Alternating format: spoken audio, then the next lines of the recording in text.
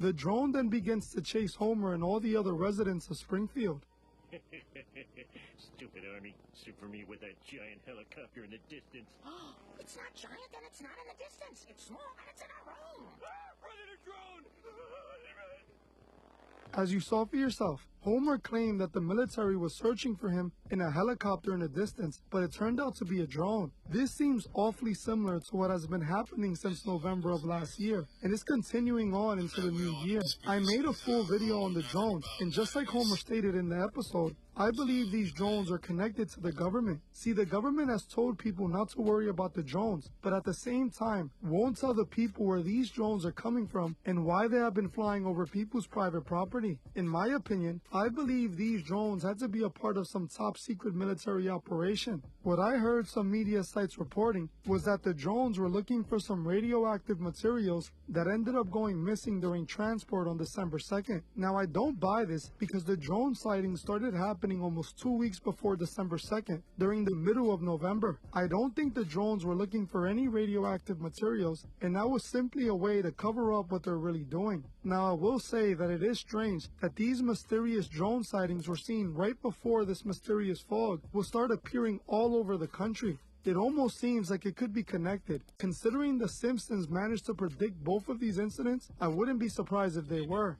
Another prediction The Simpsons seems to have made correctly for 2025 was the rise of AI humanoid robots. Some of you guys should remember I covered Elon Musk announcing the Tesla bots. At the end of last year, Elon Musk told the world during a tech conference that he was planning on selling AI humanoid robots to the masses very soon. It applies to a humanoid robot.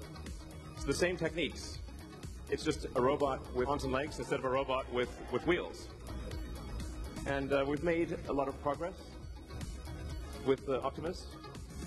And as you can see, Liberty Mutual customized my car insurance, so I saved hundreds. But the money I saved, I thought I'd get a wax figure myself.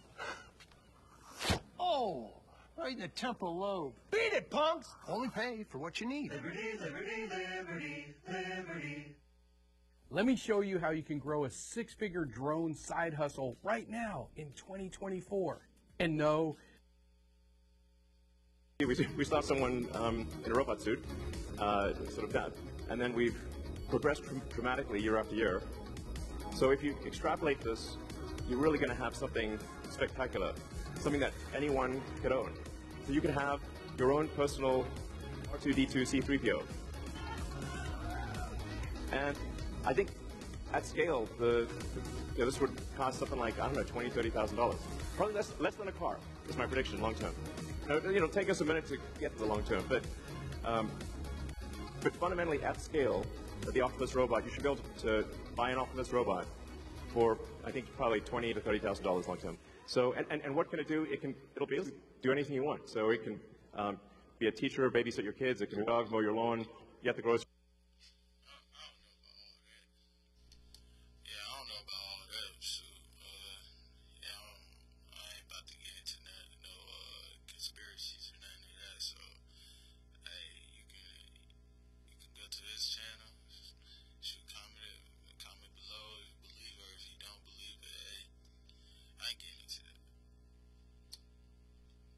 Yo, what's going on, everybody? It's your boy Naruto explaining and bringing you guys another Boruto 2 Blue Vortex discussion. Today, I want to talk to you guys about why Boruto versus Mamushi is a fight we need to take a much closer look at for the future Boruto 2 Blue Vortex, because it stands to be a very interesting subversion of expectations, if we're being honest here.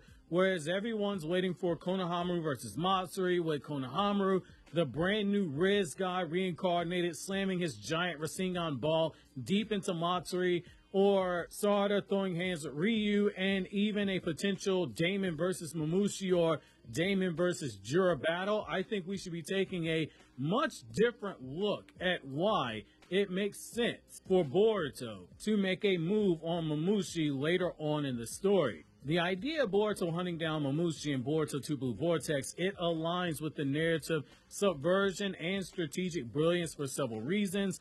One of which is the fact that Boruto was described previously as being a potential knight for Ada. Though she settled on people like Code and Damon and Kawaki, Boruto was a potential. and that lines up with the narrative in isolation, striking with precision and lethality, and it's a metaphor for Mamushi's role in the narrative. He just happened to sneak up on Ada when she least expected it using her eye. If left unchecked, the Mamushi snake's venom, it could symbolize the spreading of corruption or destabilization that Mamushi could bring to all of the singularities of fate. Ada is a weak point there, and it makes sense. She is a non-combatant. She does not like to fight. There's no meaning in having power if you hate using it, if you are implied to have a low pain tolerance. It also comes with the pun and the characterization that you have to look at. So the name Mamushi does also hint at his venomous nature and potential to strike unseen. Boruto's choice to confront him, it parallels a predator recognizing and neutralizing an imminent threat before it strikes, which is what you would do with the Mamushi pit viper snake. Then when you get into the no one ever says how much they love Tuesdays. Well, at Outback, we do. Introducing Tuesday Tails at Outback. Every Tuesday, enjoy a mouth-watering steamed lobster tail with a juicy sirloin starting at $24.99. Meet your new favourite day, mate. Tuesday Tails, only at Outback Steakhouse. What's good, YouTube? It's your boy Dub, and I'm back for another video. Now, I always go to the hood, or always go to these urban spots, or always go to places people won't go and try their food, and it'd be like meals that's like $17, $18. When the meal comes up to $200. This is my first time trying one of these high-end restaurants. Now, if you just lived under a rock, everybody know what Ruth Chris is. This is Ruth Chris Steakhouse. In average, you spend $200. If you with your lady, $300.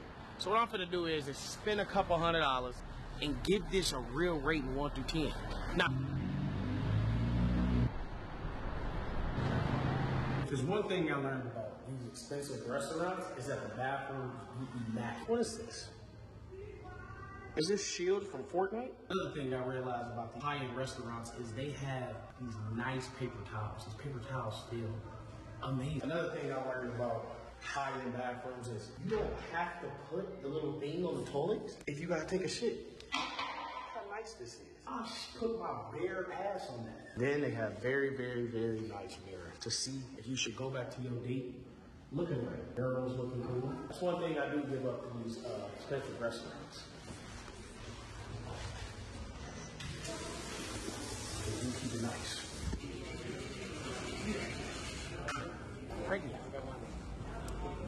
I'm not gonna lie, that was pretty fast. On my way here, I put in for a New York steak, a Caesar salad, and some macaroni and cheese, and it came up to $122. And I did tip $20. I don't know why I took $20, because they didn't do shit. But he did open the door for me, so I guess that's what it is. So it did come, I don't know, man. You can get this same thing at Outback Steakhouse for like $32. So we're gonna try this right now, rating 1 to 10, and see if these high-end restaurants are something that you should go to. I'm not gonna lie, I do like a high-end restaurant, but majority of the restaurants I go to, it's like sushi places. So I'm gonna see if you should go here on your birthday. Ruth Chris, let's try it.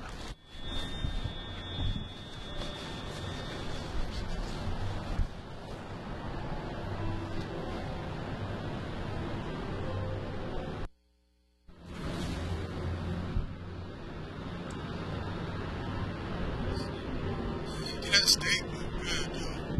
They know how to make it look good. I wonder if it tastes good, too.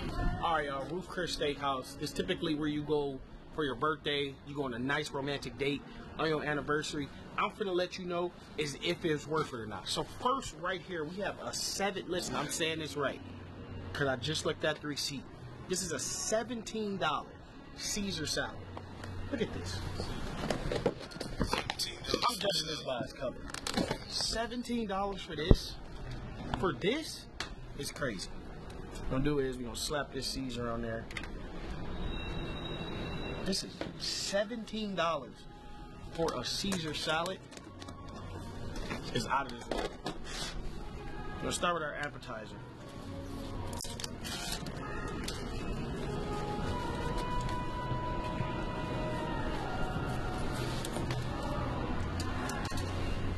All right, we're gonna start with our appetizer right here, the Caesar salad. Let's see if this is worth. Welcome to the pit. Let's go save some lives. Is it always this busy? No, it gets a lot busier. Pit, streaming exclusively on Max.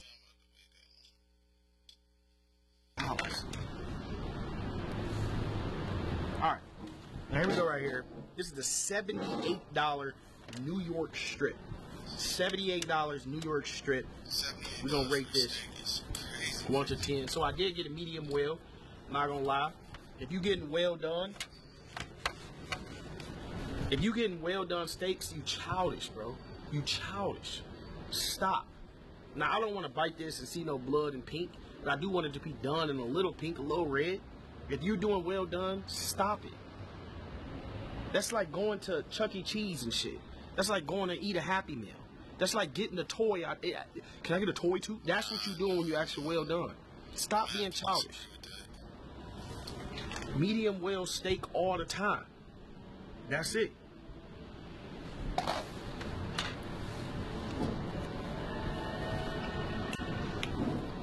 Well, I do have to shout out our sponsors, Prize Picks, and the holidays are here, and the sports keep rolling and rolling and rolling and rolling. Me and Prize Picks is hooking you up with an early gift. All you have to do for all new users, is download the Prize Picks app, use the promo code DUB, D-U-B, or click the link in the description, make a $5 lineup. All you doing is going through that large variety of sports. You can mix it up. You can mix football with MMA, from MMA to MLB to MLB to NBA to NFL. It doesn't matter. Make a lineup. Choose if the player is going over or under. $5. When you use the promo code DUB, it can win or lose. I am automatically, me and Prize Picks is automatically giving you $50 back. Listen, stop being boring and just watching sports. No one does that anymore, bruh. We put our picks in Prize Picks and make money. The holidays is coming up. But make sure you use the promo code DUB. But thank you. Green shit. All right, but try the steak. What you rate the mac and cheese? I give it a 3. Wait, what made it a 3? Because I didn't spit it out.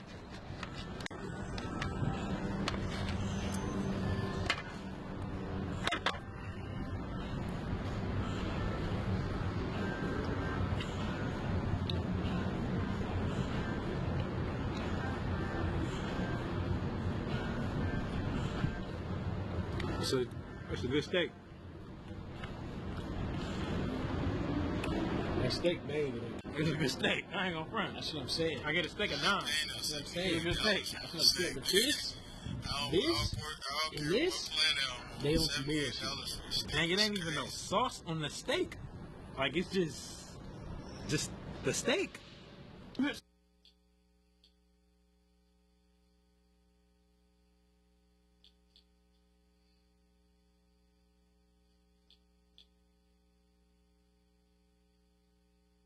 What's good? Zero accounting software helped put me on the right path. It's easy to find your numbers all in one place and get a clearer financial picture. So find the power in your numbers and open the right doors with Zero. I know I've got a comeback in me, and when I take the next step, I'm going to make it count. For my career, for my family, for my life. Because I'm worth the investment it takes to... The most popular Dragon Ball form in 2025. Super Saiyan 3. It's crazy, isn't it? Well, now that it's officially confirmed, from the inclusion of the multiverse and the god hierarchy, that the events of Dragon Ball Daima take place in the same continuity as Dragon Ball Super. And now it's time to ask the most important question about Vegeta. If everything is connected, why didn't he use Super Saiyan 3 in Dragon Ball Super from Battle of Gods onwards? Since story-wise, he canonically has Super Saiyan 3 at his disposal. So in this video, we're going to tackle the inconsistencies of Super Saiyan 3 in Dragon Ball Super, along with the inverse reasons why Vegeta never used Super Saiyan 3, and if it's all tying up, we need to make sense of it. So first of all, address the elephant in the room, right? Battle of God.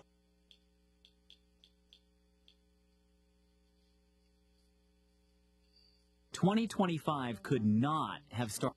2025 could not have started any better in the NBA. Final 3 seconds. Step between the ball. Beautiful basketball, fights and drama everywhere. Oh my goodness. It's thrown to the floor. Here come both benches. Now frustration's boiling over. And a whole lot more. But the good has also come with some catastrophic state of affairs. Stars demanding trades. Can you get your joy back here on the court? Probably not. Devastating injury after devastating injury. But look at him and look at the expression. That tells you a lot. Buckle in, goats. This one gets emotional. Chapter 1. Last Saturday. Let 'em know, Dre. Last Saturday was a wild night in the NBA. Draymond put KD on notice. Jokic basically became a sniper, and Isaiah Joe might have borrowed a page from MJ's playbook. Starting in the Bay, Pods decided to pull a Ben Simmons special, right when Draymond was giving KD a not-so-gentle reminder about who still runs the Bay.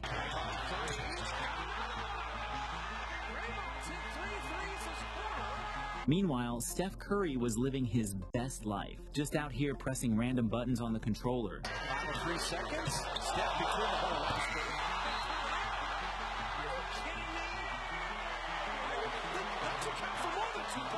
Even KD had to pause and hit him with a game respect dab. Of course, not everyone got the memo on ball security. Think about your shot selection. Draymond had to shoot that with his shot. And despite struggling from downtown, going 0 for 6. Schroeder channeled his inner Dion Waiters, sinking a clutch 3. Got it back. Shot clock at 5. Schroeder for 3. He been 0 for 6. Fires a 3. That smile after the shot could power the Bay Bridge lights. The Warriors turned defense into an art form, holding the Suns without a field goal in the final 6 minutes and 48 seconds of the game. KD time. Putting it knocked it away. Chance to take the lead. On the flip side, Bradley Beal went for a high-difficulty, low-reward floater while down 3. Here comes Bradley Beal. They need a 3. Bradley Beal's going to take a quick 2. That's great news. Even outside Washington, Commander Beal is still leading the tank battalion, I see. Despite KD's 31-point effort, the Dubs took the W by 4 points. Over in Denver, Jamal Murray's defensive effort looked like a software update stuck at 99%. Cunningham long range. Jamal just got caught watching the ball on the baseline. While one of the Thompson twins was absolutely levitating. Sar Thompson sizing up this matchup against Watson! Oh, my mercy! But as always, the Big Stu decided he wanted to audition for the role of Westbrook's nemesis.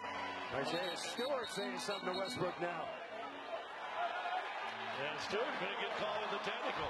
Spoiler alert, Russ doesn't do fear. He just hyped up the crowd like he was hosting WrestleMania. Westbrook's into this. What do you say? That's when Joker turned on his elite 3-point sniper badge. Here we go. Joker's for 3. Got it again! At this efficiency, it's not even fair. As for Murray, he's heard the chatter, but he's not downloading the negativity. You know, people are going to talk about me not making shots, and so be it. You know what I'm saying? I know what I'm capable of. I know what I do, and, you know, there's a reason why I'm here, and there's a reason why I've been able to win with this team and be here for years and be able to develop chemistry and all that. So I just let people talk. That's what they do best. Thanks to Jokic, the Nuggets survived Detroit's fourth-quarter rally to beat the Pistons by 13 points, while Isaiah Joe was out here serving up highlight finishes that looked like they belonged in Jordan's personal top 10 reel. As Joe passed up the 3 instead, drives in, left hand, spins it home. Look at that! What a special play by Isaiah Joe! Jalen Johnson continued to make us all do a double take at his draft position.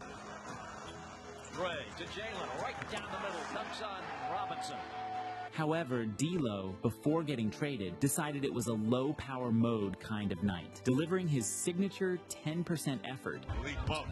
Going high over Davis. Troll Embiid was out hitchhiking with the Jazz Bear. This was just before we tipped off all right, Joe. Already looking for right out of town. We got to play these 4 quarters first, though, Joe. In Washington, the Big Sneeze said, "Bless you" to the Wizards' defense. Great job by Payne staying tough in the post. Achua, the emphatic slam, and the foul. Speaking of tough. While at the same time, Brunson burners were in full effect.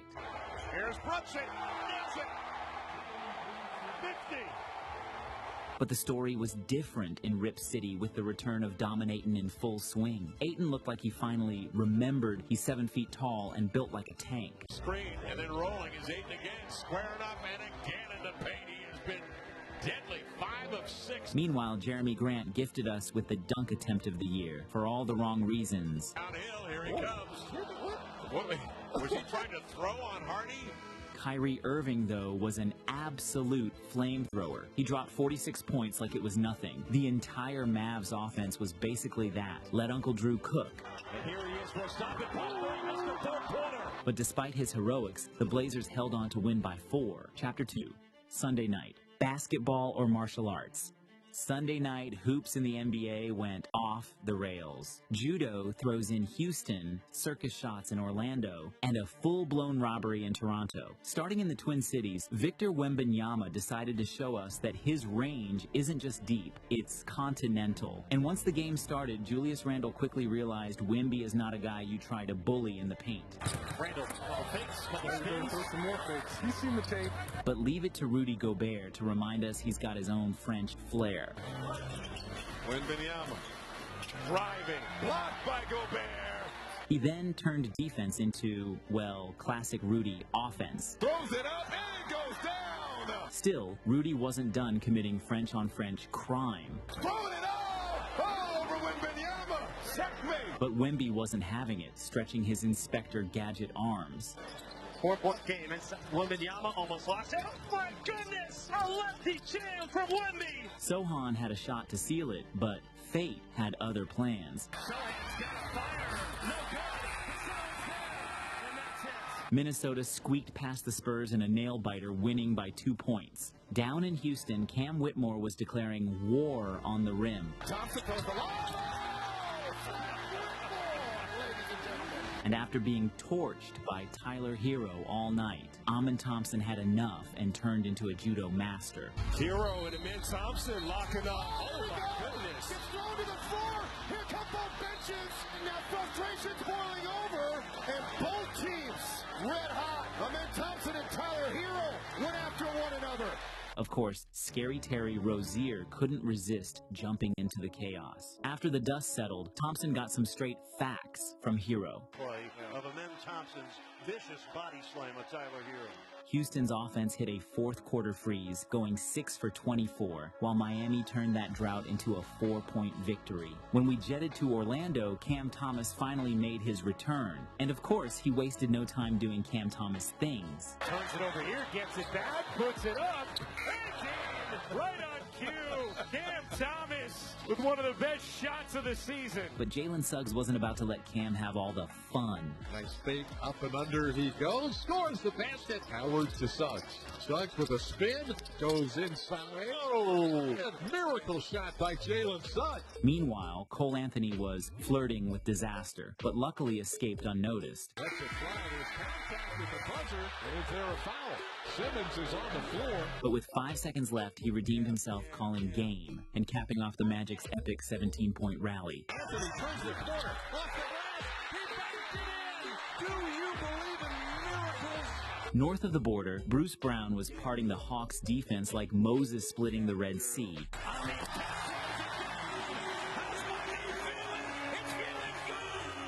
But his team might want to hold a team seminar on keeping possession, because those turnovers were something else.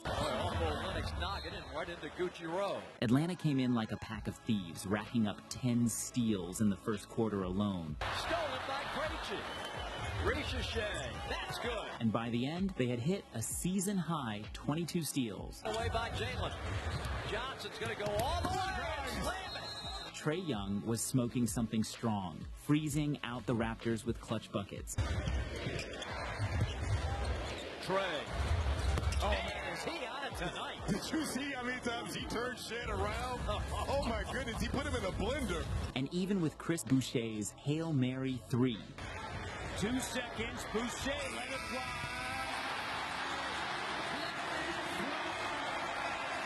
The Hawks routed the Raptors with 29 points for their 4th straight dub. Chapter 3, Monday night, Prime Russ returns. Street Ball in San Francisco, OT in Charlotte, and Vintage Russ. Monday night in the association was a movie. Over in San Francisco, Darius Garland was straight up in his bag, pulling out Street Ball moves. Kaminga made him take an off-balance shot. Garland got healed in the air. What a pass to Allen! At one point, he went right at the vet, Draymond, and cashed in an and one like it was personal. Steph didn't realize he was going to have to shoot over a 7-foot. Oh, Garland with the and one. Speaking of Draymond, he kept his dirty player badge in full effect, because why not? Draymond got knocked down, and he and Niang, and he's trying to help him up. It's just, you had the Cavs rally around him there just to make sure. With the Warriors defense deciding to clock out early, Jarrett Allen took it upon himself to ssend the rim into therapy. Niang finds the trailer. Nice job, Jarrett Allen. And that Cavs offense, it was serving up vintage Warriors vibes. Joe whirls, feeds Jerome for three. Extra pass to Merrill. Got it. Even Steph Curry wasn't safe. The Cavs locked him up so well, he looked like he had also turned 40. Some say Taco Bell shouldn't make chicken nuggets. We say don't be so negative, because crispy tortilla chips make a better breading. And your go-to sauces are more fun when you put them together. So don't be a nuggetive Nelly. Give Taco Bell's new crispy chicken nuggets a try. Some people just know they can save hundreds on car insurance by checking Allstate first. Alrighty.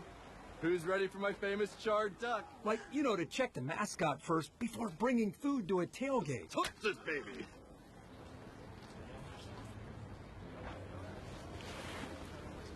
Yeah, checking first is smart. So check Allstate first for a quote that could save you hundreds. You're in good hands with Allstate. You know the best way to grow on YouTube is by posting consistent, good content. Here's how I accomplish that easily with Spotter Studio. Spotter Studio is an AI software built to help YouTubers come up with video ideas, titles, and thumbnails based on data that leads to better performance. It analyzes everything about me, my audience, my past videos, the ones that overperformed, and the ones that didn't. Let me show you. So here, I'm looking at hit videos my audience is watching, and if I click brainstorm on this video, I get ideas on how I can create something similar, but in my style. Look, I was able to draft a thumbnail, find the title, and outline the concept for my next video. Spotter Studio also helps me track how my videos perform over time, down to the first 7 days. It knows what my audience wants before I even do. Using these tools makes it significantly easier to not only create high quality content, but consistently as well. So if you're a YouTuber, I'm telling you, give Spotter Studio a try. You can get a full access free trial for a month right now.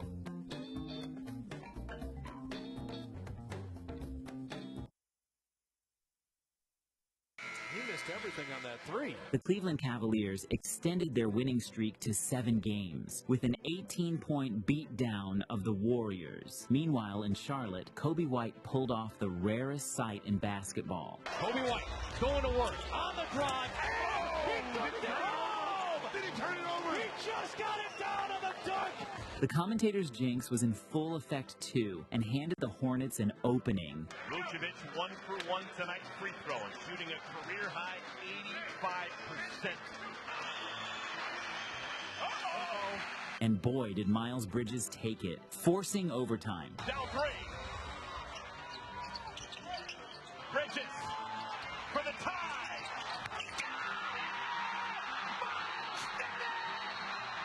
But OT belonged to the Bulls. Chicago dominated the extra period, showing no mercy as they secured a 7-point victory, while Derek Jones Jr. was in full airplane mode. Harden, slick pass to Zoo, finds a cutting. Derek Jones Jr. on top of everybody. Fox dropped a bucket that spun around the rim so long, it probably celebrated a birthday before finally going in. Against Prosper.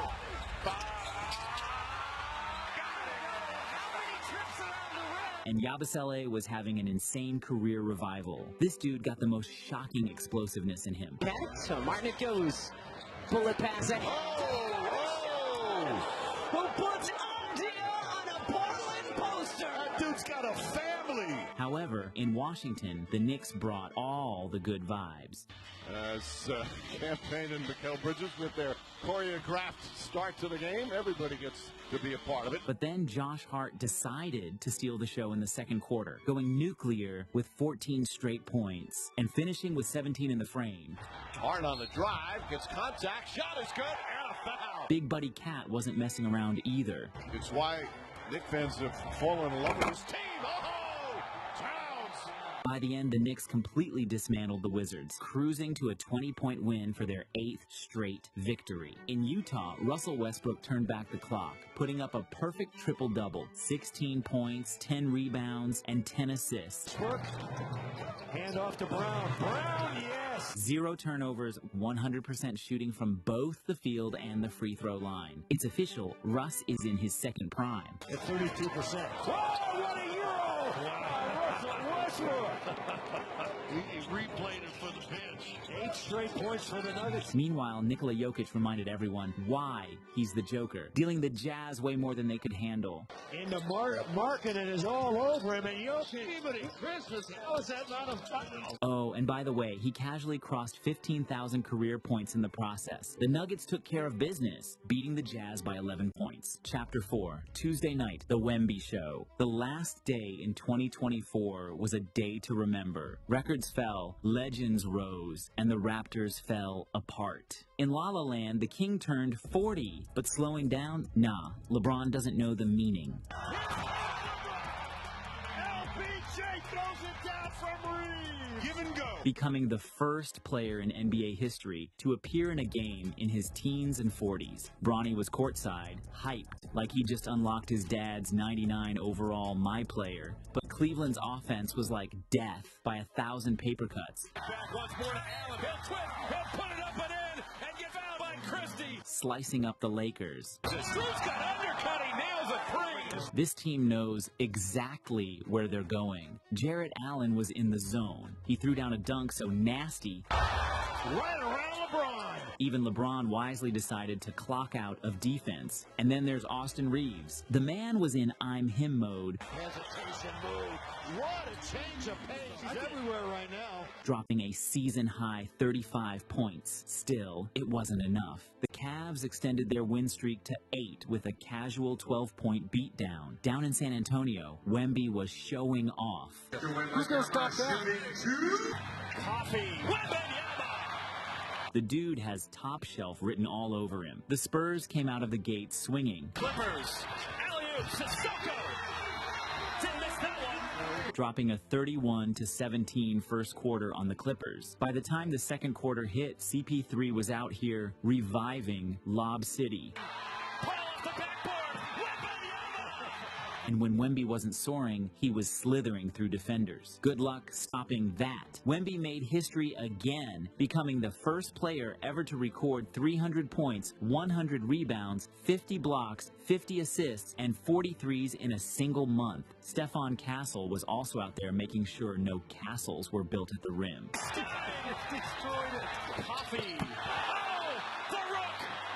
The Spurs sent the Clippers packing with a 36-point spanking. At the same time in Boston, Jaylen Brown looked like a man on a mission. Oh, Jaylen Brown, just too big. Drew Holiday, meanwhile, decided to pull from another zip code. Brown behind the back, Walter all over him. Holiday has to hoist. He has massive impact in this game. And when asked about Missoula's aggressive defensive approach, let's just say Drew went full Bobby Portis. I think probably about the 7-minute mark in the first quarter, I was gassed and my lungs were going crazy. But yeah, it's fun to be able to kind of scramble and run around and be as active as possible. Meanwhile, the Buffalo was wreaking havoc on defense. Sam Hauser joined the party with an absurd circus three-pointer.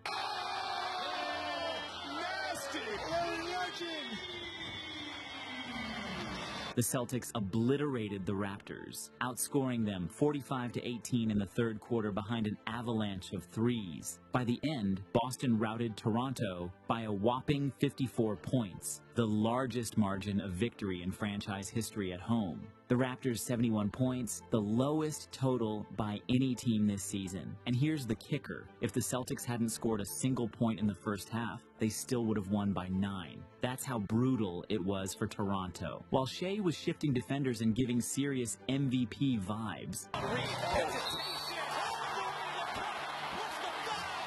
J-Dub turned on the clamps, going full lockdown mode.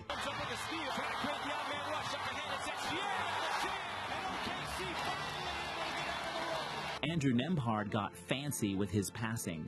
Inside, good patience. Mathurin dunks it home. And Giannis was still Giannis. The same beast, different animal, unstoppable as ever. Chapter 5. Wednesday night. New year, new NBA. Wednesday night rang in the new year with peak NBA drama. Over in Denver, Westbrook has been saving the Nuggets season. Junior and Jalen Johnson. And a nice three in the corner by Russell Westbrook. 2025 is starting off full of surprises. The three hasn't taken one yet. Westbrook's in the lane. Scored again. His finishing this season has been outstanding. While Jokic is busy trying to make everyone's job easier, Russ is the only one out here returning the favor, making Jokic's life easier. Man, he's the best player in the world. My job is to make the game easy for him, and he does it for everybody else. And it's a pleasure to be able to share the floor with him. Their two-man game is absolutely bonkers. Now Westbrook in the lane, give to Jokic, and Sabonis has the dunk.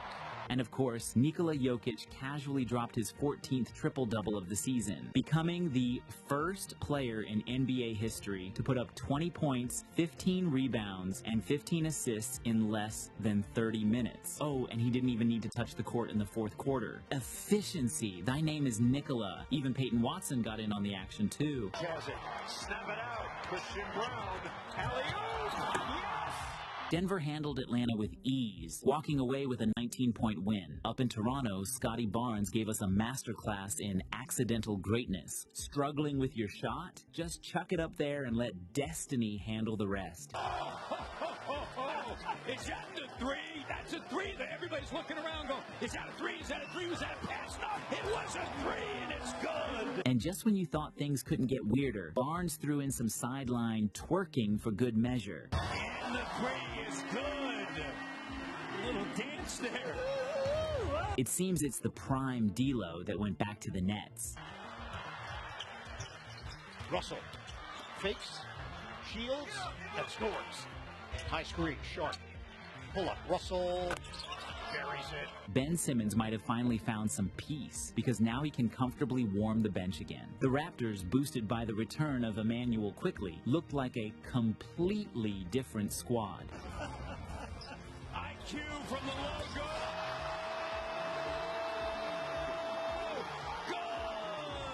They snapped their 11-game losing streak with their best performance of the season, taking a 17-point win over the Nets. And Tyler Hero wasn't about to miss the spotlight either. Tyler Hero, that is an unusual way to extend your three-point streak. Trying to make the pass there, I think. It was a lob for Butler. Accidentally made threes? That's the meta right now. Meanwhile, in the Big Apple, Josh Hart continued living for doing the unexpected. Dude turned into a human bulldozer, plowing through the Jazz defense. George putting good pressure on Hart. Hart to the basket and the flush. An emphatic move from Josh Hart. Not only that, but Hart racked up 15 points, 14 rebounds, and 12 assists, securing his second straight triple-double, the first Knicks player to do it since 1981. Hart drives and Kessler stops. There's the foul. Count it and one. Big Purr also secured his third straight 30-10 game. Can't get it to go. Towns trying to keep it alive. He does. Back up and in. Most of us might have doubted Cat, but let's be clear, call him zesty, sassy, or whatever. But soft isn't part of his vocabulary anymore. He wants it this time. Goes up. Shot blocked. Counted and one. And Towns muscled it up off the glass. Dudes out here flipping narratives like pancakes. Even without Brunson, the Knicks cruised to their 9th straight win, dropping the Jazz by 16 points. But over in Motown, it was Heartbreak City. Viewer beware. This is a tough watch. Jaden Ivey suffered the nastiest season-ending leg injury you will ever see. Okay, we're going to show this so that we can see what may have happened as the ball was loose on the floor, and Jaden Ivey's going to contact with Anthony, and you see his left ankle got caught underneath Anthony. In real time, I thought he had escaped, you know, having that thing really fallen on. But look at him and look at the expression. That tells you a lot. And it's pitch quiet in here. The benches were emotional, players visibly shaken, prayers up for Ivy. Nothing else to say here. While the landlord got completely evicted by Şengün. Ball fake, layup, and score. I like that, Şengün. He wasn't just owning him, he was collecting rent with interest. Into Şengün. Oh, how about the ball fake? Not one, but two guys. Customize and save with Liberty Mutual. Customize and save! And then I wake up. Is Lima with you in all your dreams? Oh, yeah. Only pay for what you need. Liberty, liberty, liberty, liberty. We don't get this money by 6. We're gonna be on the curb. From producer Issa Rae. You got this, okay? On January 17th. Them retro Jordans up here. You know how much that's worth? Thought you was a gone. You never able to get rid of me. You want me? Okay, cancel. One of Them Days. Directed by Lawrence Lamont. In theaters January 17th. Rated R.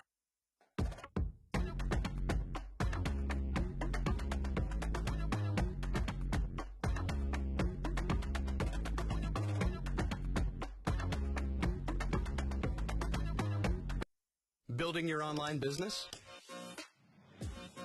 Go to Wix.com and set up your store on a single integrated platform.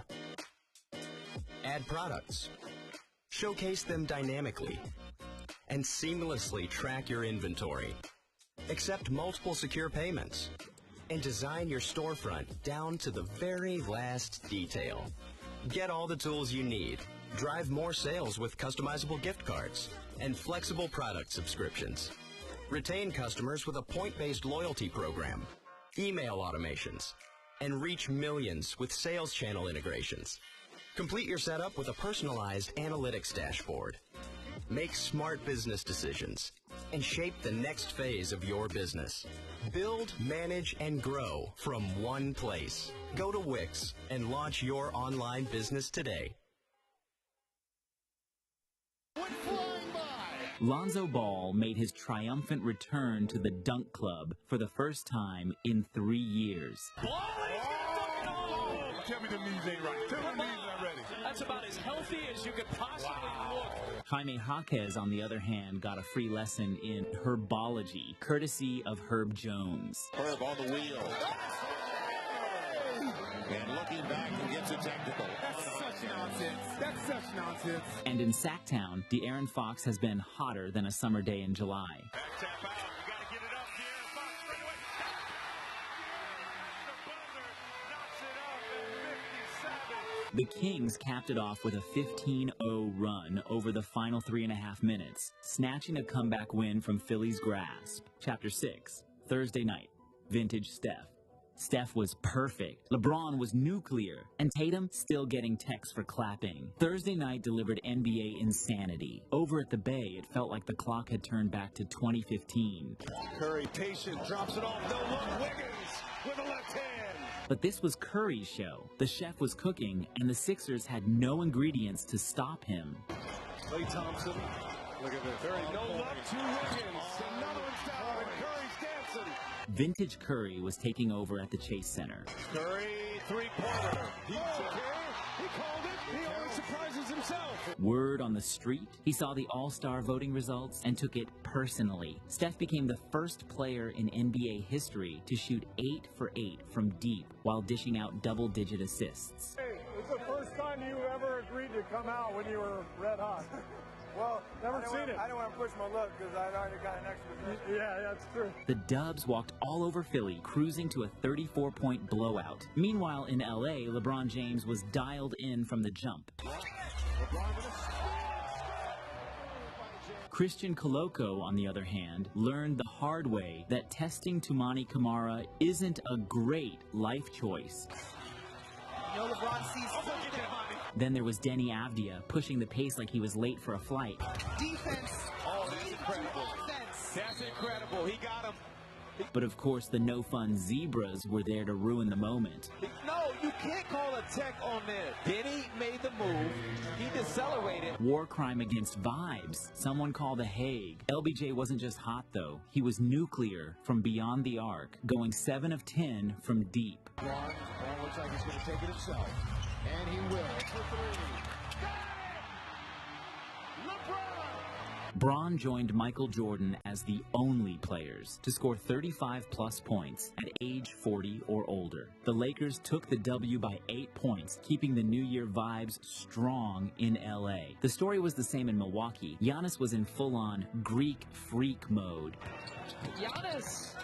As only Giannis can! But things got spicy when Andre Jackson Jr. and Nick Claxton got into a little shoving match. Andre Jackson Jr. may get a flagrant here as he went up high with the elbows against Claxton. Dame did his best to spark a comeback, leading a 20-0 run that nearly swung the game. Here's Dame, driving inside, the lead is won! But then D'Lo went down, getting carried to the locker room. D'Angelo Russell in some pain. Sounds like he's saying he's cramping. They're going to help Russell, and Russell is being lifted to the locker room. Fingers crossed he's okay. And the free throw line shenanigans? Oh, this was peak NBA comedy. He's an 80% shooter. Oh. Almost got him. Yep.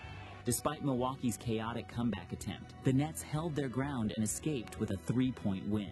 At the same time in Minneapolis, we were watching an all-timer from Tatum. Tatum crosses the But you know people would rather make up reasons to discredit something that's undeniable.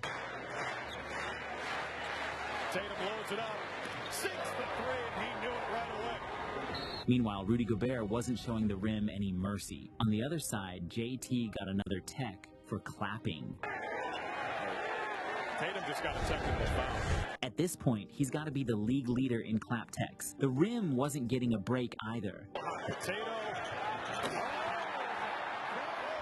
But then came Edwards, who smoked a let-him-have-it layup in crunch time. Despite the late drama, the Celtics held on for a 3-point W. And after the game, Tatum had zero regard for human life. Poor kid didn't stand a chance, while Porter Jr. was defying gravity. Back to Porter Jr. Hey, what a shot by Porter Jr. defying gravity in front of our eyes. J-Dub decided to channel Usain Bolt as the Thunder steamrolled their way to a franchise record 13th straight win. J-Dub with speed, blazing down the line, going left, scores right, count the bucket before the buzzer. And things were heating up in Miami, but not in a good way. I want to see me get my joy back from playing basketball. And wherever that may be, we'll find out here pretty soon. But I want to joy back. I'm happy here off the court, but I want to be back to somewhat dominant. I want to hoop, and I want to help this team win. Right now, I'm not doing that. Can you get your joy back here on the court? Probably not. Chapter 7, Friday night. He's not human. Friday night in the NBA was one of those nights. An alien evolved, ankles collapsed, and the rim was violated. In Denver, we got a classic big man battle, except one of them was an alien. Wemby was doing his usual freaky stuff, and Russ was not liking it. Wemby's waiting for the ball. Paul finally realizes it. Wemby, Westbrook fouls him. Bro looked like he was ready to file a complaint with the league about unfair height advantages. Then, in true Russ fashion, he tried to Lil Bro Wembanyama. Tap on the head by both. But Devin wasn't interested in playful pats. He was out there committing rim violence. Denver. Wemby decided to give Denver a taste of his deep-range bag. Pass out, Yama, sidestep, another three. Oh. It's good! Wemby taking over Denver from downtown. At one point, Denver thought they had figured him out, only for him to casually find Keldon Johnson for the bucket. The pass off, Keldon Johnson, and one, big body. And on defense, Wemby was spooking Jokic so much, the Joker didn't even want to shoot in crunch time as the Spurs snuck away with a 3-point win. It's Jokic spinning, had to pass out, and he threw it away! Vassell with the steal, 2 seconds, and he puts it down! And the Spurs steal one in Denver! Over in OKC, SGA put Josh Hart in a blender, leaving my guy twirling to the ground.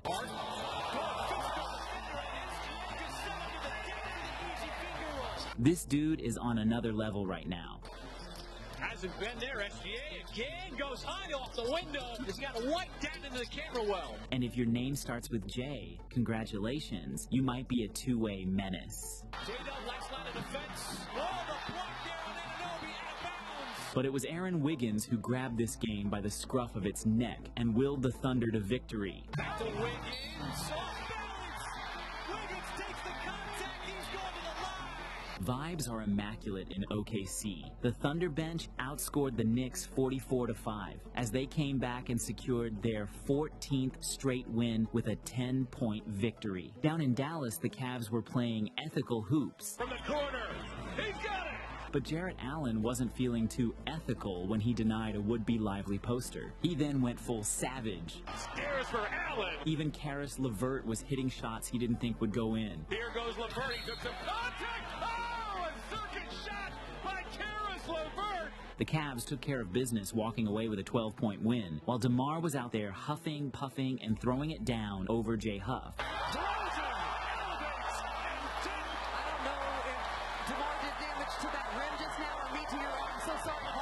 We were witnessing vintage Bron turnaround fadeaways.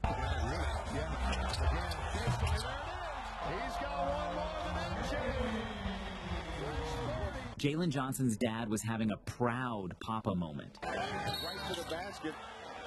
Good play. Oh, he did it again! He did it again! Oh, my God! Anyways, wherever you are in the world, be the GOAT of that moment. Stay GOATed. Liberty Mutual customized my car insurance, so I saved hundreds. But the money I saved, thought I'd get a wax figure myself. Oh, right in the temporal lobe. Beat it, punks! Only pay for what you need. Liberty, liberty, liberty, liberty. Revolutionize the way you track your glucose with Stello.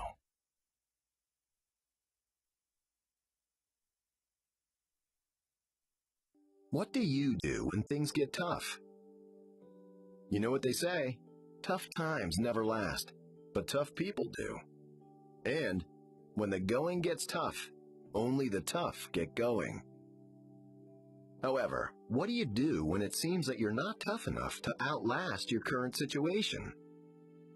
What does it take to develop a toughness that keeps you going when things get tough?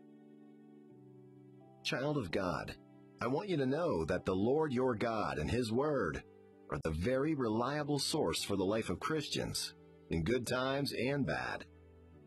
And the Word of God clearly tells us that tough times and challenging seasons of life are bound to come around. However, in the midst of them all, we must remember that we have a God who will never leave our side. Knowing and believing this can make all the difference in your life. I say this because it's possible for tough times to overwhelm you so much that you may begin to ask yourself if God is truly with you, because it can look like He isn't. But you need to believe, my friend. You need to believe. I read a quote by R.C. Sproul that said, "The issue of faith is not so much whether we believe in God, but whether we believe the God we believe in." I'll say it again. The issue of faith is not so much whether we believe in God, but whether we believe the God we believe in. You need to ask yourself that question. Yes, I believe in the existence of God. Yes, I believe in His ability. Yes, I believe that He's sovereign and is all I need for life. But do I believe Him? Do I believe His person and His word, and that He's going to come through for me? You see, when I went through a dark season of my life, I experienced the same issue. It wasn't like I stopped believing in God. It wasn't like I stopped attending church or reading my Bible or even praying. Everything was still intact. But the issue was that I was struggling to believe God Himself regarding the things He said concerning my life. Why? Because I was overwhelmed with the tough times. I was seeing the unfulfilled promises. I was seeing the delayed expectations. Everything I thought would happen was not happening. The things I wanted to see weren't coming. I believed in the existence, power, and love of God. But deep within me, I was struggling to believe Him for what He said, and I questioned whether He would act in my life. It took the grace of God and the inner working of His Holy Spirit within me to bring me to where I was willing to cling to Him again, come what may, until He does whatever He pleases in my life. It took God's help for me to embrace that as long as the Lord is with me, I am enough and I have everything I need. This reminds me of the story of Daniel in the land of Babylon. Daniel and his friends were captives in Babylon from Israel. But somehow the Lord had caused them to stand out among the rest, and they've been promoted and greatly esteemed in the kingdom of Babylon. It seemed like things were going well until Daniel experienced an attack. The Bible tells us that some other officials in the kingdom became so envious of Daniel that they began to scheme different ways to bring him down, even if it meant taking his life. But they wanted to do this without direct involvement. My friend, the world can be a cruel place, and those you call colleagues may actually be the ones the enemy uses to make things difficult for you. You may have done nothing but good for them, only to be rewarded with evil, completely abandoned by those who you thought were with you. But let me encourage you that it won't always be this way, because the one with you is greater than the one fighting against you, just like Daniel experienced. Daniel was facing enemies that he had to deal with every day as he went about his business. And because his hands were clean, they couldn't find anything to accuse him of. He was diligent and faithful in performing his duties, so they couldn't use inefficiency to get him in trouble. Then they used his faith against him. They made the king believe that all the officials had agreed that no one should pray to any deity except the king for 30 days. Anyone caught defaulting would be thrown into a den of lions. The king probably thought that Daniel was in on it, but he was wrong. The Bible tells us that once the decree was passed, Daniel didn't let it stop him from staying devoted to God. You see, Daniel knew the consequences every time he prayed to God. He knew that it may even mean that he could lose his life. However, he kept on praying and serving God until the king's men came for him as planned, accused him before the king, and had him thrown into the den of lions. But was that the end? Did Daniel give up praying in fear for his life? Nope. He didn't allow the threat or toughness of the consequences change his devotion to the Lord. Nothing changed for Daniel. He was willing to continue serving God even if it meant he would not see tomorrow. That didn't mean he didn't have any fears, but he trusted in the promises of God and had the courage to stay on God's side. He lived in the peace of God and remained strong under pressure.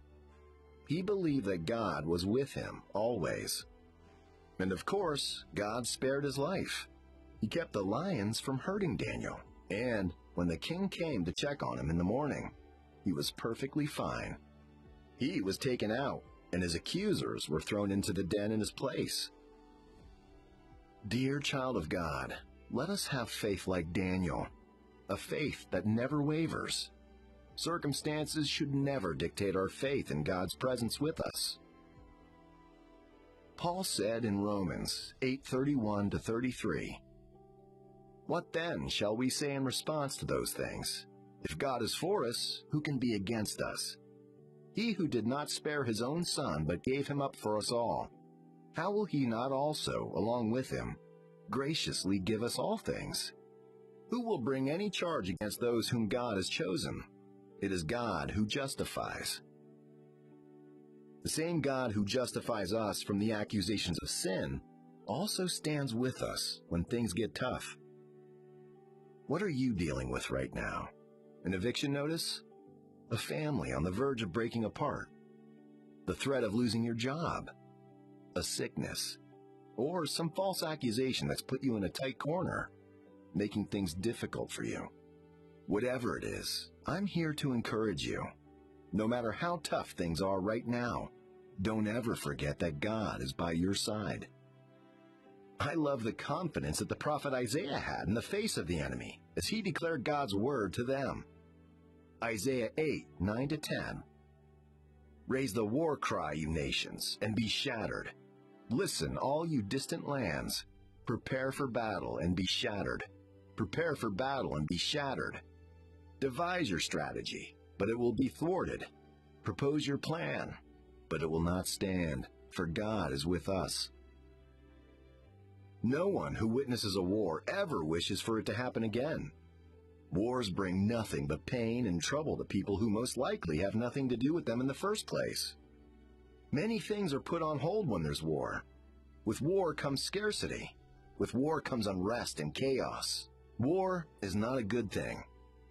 However, the servant of God stood and declared that even if the enemy prepared for a battle against him and the Lord's people, even if they devised their strategy in the war room and proposed their plan to hurt them, it wouldn't work.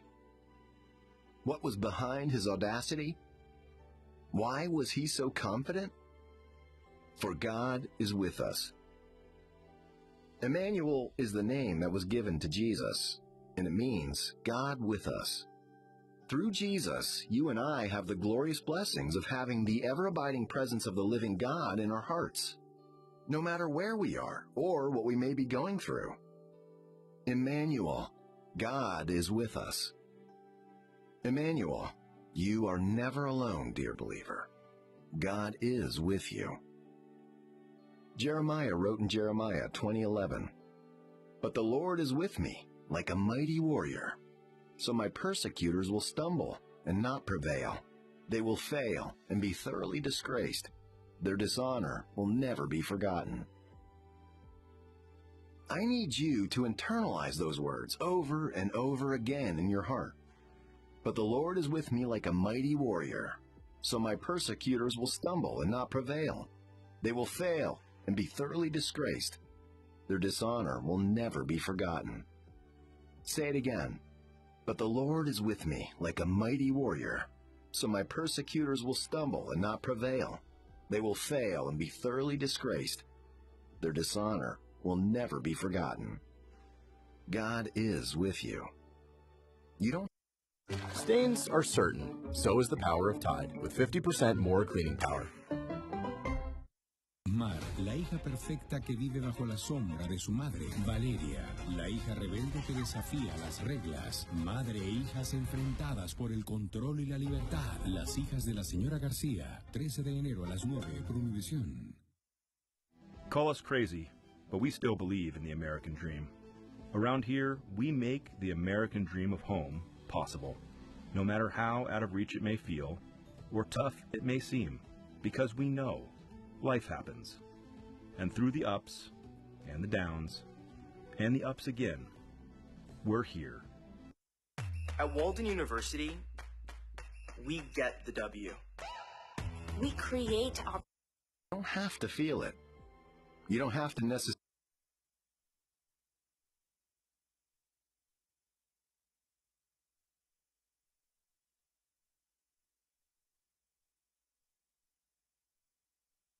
What's poppin', yo? We already got our first viral trend and song of the new year, and it's one of the most exciting things that I've seen, and I didn't know that I wanted to see. So LiAngelo Ball, who's the middle brother of Zoe, who is Lonzo Ball, the oldest brother in the NBA, and LaMelo Ball, the younger brother in the NBA. He was part of the Ball brothers. He went to UCLA. And some events happened, which I will reference later on. But LeVar Ball, they were a basketball family. They were huge stars in high school. For those that may not know, hell, if you're pretty young, you might not even know what was going on back then. But anyway, he didn't really make it into the NBA. He wasn't as good as his other brothers, so we didn't really know what happened to him. But recently, I hear his song, and the way that I even found this song is hilarious. So I'm on Instagram, which I spend probably less than 15 to 20 minutes on a day. I just reply to DMs. That's it. I'll maybe scroll for 2 minutes and get off. I don't really get how many people have an Instagram issue, but I click on someone's IG story. It's actually Ugly God's IG story. And then I see him post a song, a World Star premiering a song by LiAngelo Ball, and him putting like fire emoji or something like that. And I just thought, what the hell, is he trolling? So I tap it, I listen to the preview because the song had released through World Star, and I'm like, hold on, this is actually hitting. So I click on the YouTube link, I listen to the full song, and yeah, this is a certified official slapper. So to figure out where this came from, I circle back, do my little Googles.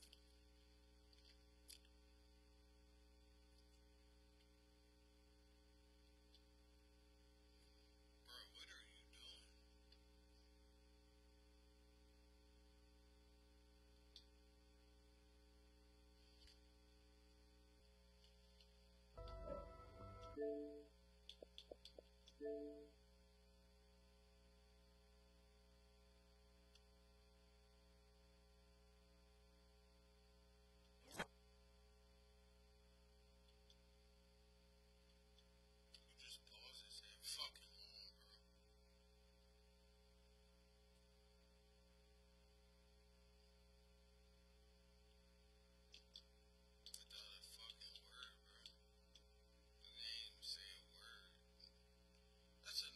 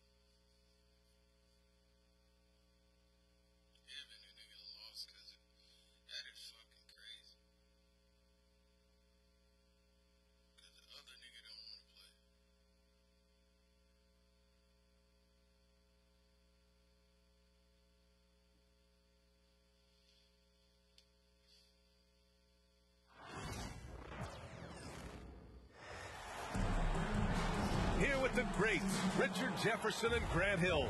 I'm Brian Anderson, and Allie LaForce, our reporter. Tip-off goes to the Celtics. Pass to Holiday. Tatum with a screen. The three is up. That one falls. Nice feed that time from Holiday. Always fun when we can get a rivalry game from opposing conferences, RJ. Oh, yeah. And what makes it so interesting is that these teams don't see each other very often. It makes it special for us, the teams and the fans, when you get together and go at it. Shot is good by Reeves. He's consistent from out there, especially when you give him that kind of room. Let's go now to the sideline and catch up with Allie LaForce. I did briefly speak with J.J. Redick. We discussed Jaylen Brown and what makes him such a hard player to defend. And look at Porzingis hustling in transition, getting there to complete the fast break. And so J.J. Redick calls for the timeout. He wants to review the game plan.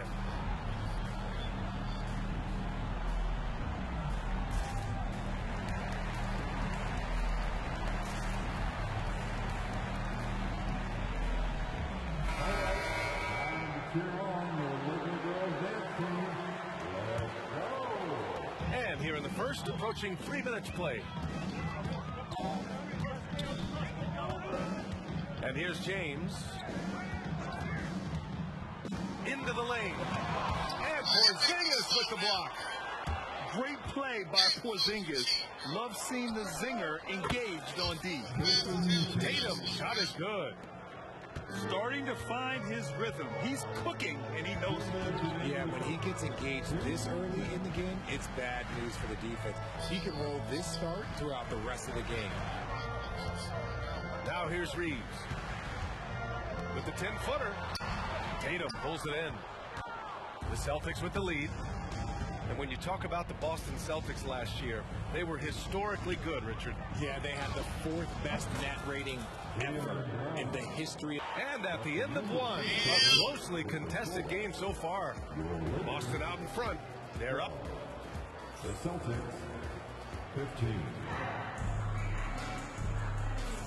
And getting it going again here in the second quarter. Fairly close game so far. And a moment now to quickly take a look at the offensive approach for the Celtics. Well, so far, their long-range shooting has been the story, doing damage from deep. Reddish misses. Boston leading by 3.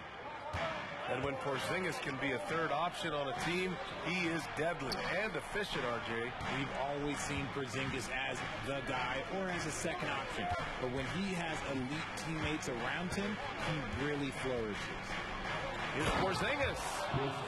Now, we know he can hit threes, but Kristaps showing he can slam it, too. A moment to hear from Allie LaForce. Brian, it's great hearing Celtics coach Joe Mazzulla talk shop. He said everybody tries to break basketball up into offense and defense, but it's one game. Your spacing, decision-making, and shot selection set up your defense. That transition happens so fast, so the game is constantly changing. It's all connected, Brian. No question.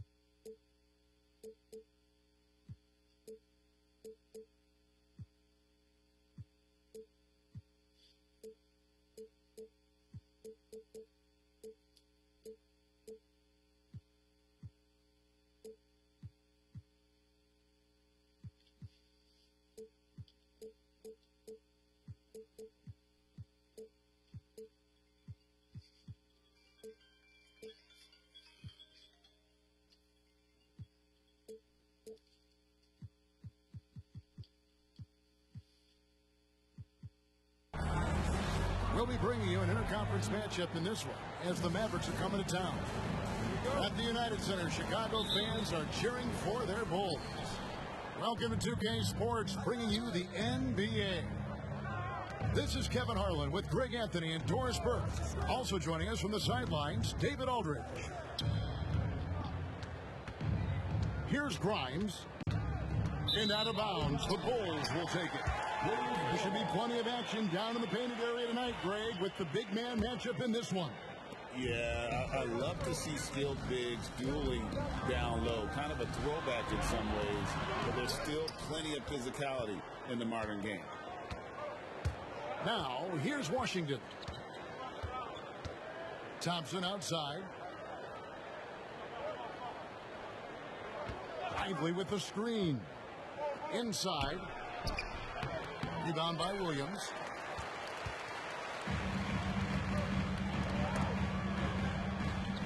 To the middle. Here's Giddey. The shot's good on the assist by Vucevic. Boy, it looked like the defense was perfectly positioned. Outstanding contest. And Josh Giddey says, I don't care. I'm scoring anyway. Now, here is Irving. Pass to Lively. Back to Irving. Great D that time from Vucevic. Off the rim and drops. Yeah, attacking the interior is something White does well. He's crafty, and he makes good adjustments against the defense. And Jason Kidd is called timeout. This will give him a chance to discuss some potential alterations.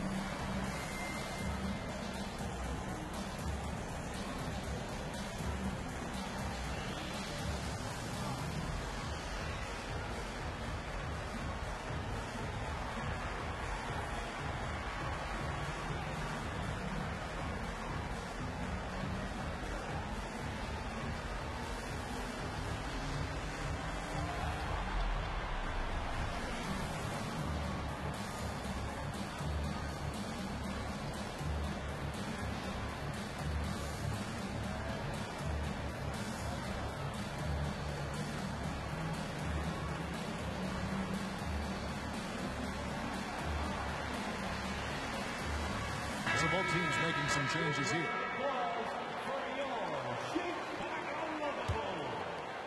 First quarter of basketball, just over 2.5 minutes play. And let's head over to the sideline and catch up with David Aldridge. Kevin, thanks very much. The Mavericks have been much improved defensively. Coach Jason Kidd says when you're leaning on Luka offensively to deliver, and he does, you have to be able to cover him. Not just him, but Kyrie. The focus on playing defense and protecting one another is at a high right now. It can't just be three guys. It has to be all five. Kevin?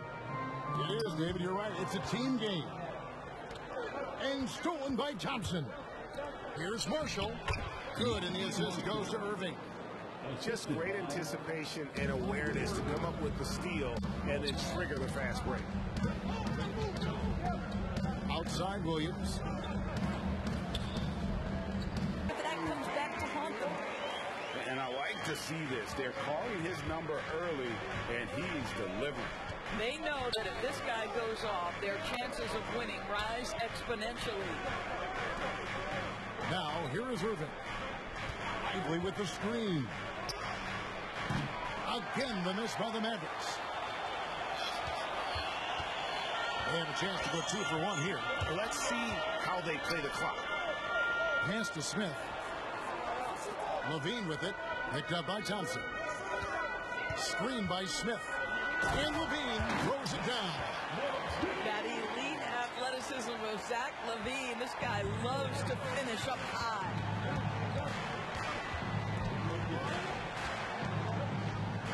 19 seconds left to play in the first quarter. The jump hook on the wing, Irving. It's rebounded by Giddey. could score and make plays for others. Doncic couldn't do it all by himself, especially in the postseason. Now they're trying to build around those two guys. Well, Daniel Gafford has carved out Doris a role in this league with his hustle, his intensity, and his rim protection. All of those things you just mentioned, Kevin, are skills. He plays hard on both ends. Gafford can defend the paint. He's going to crash the glass. He's going to run the floor. Listen, figure out how you can fit and do your job. Doris, I know the NBA is considering using technology to help officiate out of bounds and goaltending. Do you have a problem with that? You know, Kev, at the end of the day, I think it is about getting the calls right. If there's a way to lift the load off these officials, even if it's around the margins, why not try it? 4 on the shot clock. Dinwiddie wide open. They get it back. Over to the left wing. From deep Washington. And so it's Ball who brings the ball up for Chicago. Williams. Score the basket. Nice shot after missing his first attempt. Yeah, and Ball is an incredibly gifted passer. Just excels at getting his guys going. Pass to Gafford. A shot by Washington, and he's wide open. Off the mark there with the three-point shot. Smith outside. Here's Williams. Rebounded by Gafford. Up top, Washington. Still without a basket. To the paint. Gafford misses. Chicago leading by 4. And it goes down 2 points. How about the vision there by Ball, showing the unselfishness, just being a willing passer. And we know